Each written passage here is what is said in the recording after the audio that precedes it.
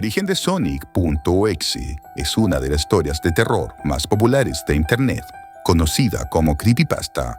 Todo comenzó en 2012, cuando alguien compartió un relato sobre un juego maldito de Sonic, el famoso erizo de los videojuegos. La historia cuenta que un programador empezó a tener pensamientos extraños que lo llevaron a crear una versión oscura y aterradora del clásico juego de Sonic. Pero este juego no era normal, porque dentro de él vivía una entidad llamada Exe, una especie de ser malvado que quería apoderarse del mundo humano.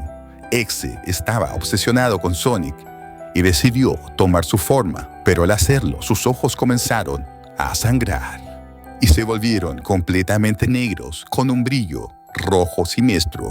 El juego maldito llegó a manos de un jugador inocente que, sin saberlo, lo introdujo en su consola. Lo que parecía un juego normal de Sonic rápidamente se volvió una pesadilla.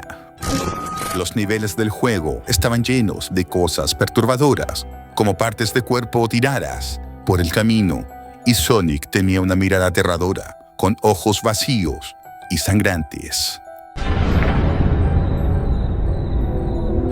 Cada personaje que el jugador elegía en el juego terminaba muriendo de manera horrenda. Además de aterrar al jugador, Sonic.exe comenzó a aparecer en sus pesadillas, como si la entidad del juego intentara salir de la pantalla y meterse en su vida real. Así es como Exe atrapaba a sus víctimas a través del juego, robaba sus almas y las mantenía atrapadas en su dimensión oscura. Con el tiempo, un grupo de personas, conocido como el culto de Exe, surgió. Ellos creían que Sonic.exe era una especie de dios y se encargaban de distribuir el juego maldito para que otras personas cayeran en la trampa.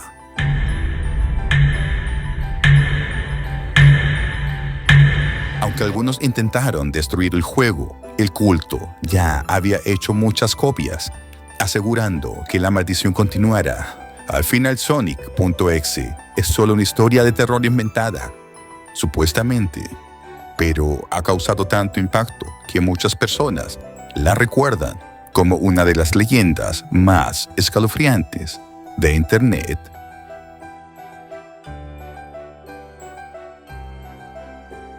¿Te atreves a jugar Sonic.exe?